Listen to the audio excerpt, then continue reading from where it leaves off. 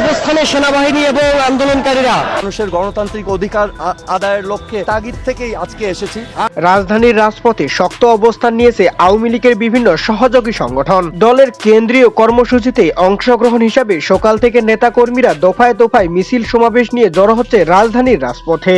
বিজয় দিবসকে কেন্দ্র করে রাজপথে কঠোর অবস্থান নিয়ে সক্রিয়ভাবে ভূমিকা পালন করছে বাংলাদেশ আওয়ামী লীগ। সেই সাথে সমন্বয়ক ও উপদেষ্টাদের কঠোর হুঁশিয়ারি দিয়ে রাজপথ দখল নিয়ে সমাবেশ জারি করছেন আওয়ামী লীগ। এদিকে সজীব ওয়াজেদ জয় লাইভে এসে নেতাকর্মীদের দিয়েছেন নতুন বার্তা।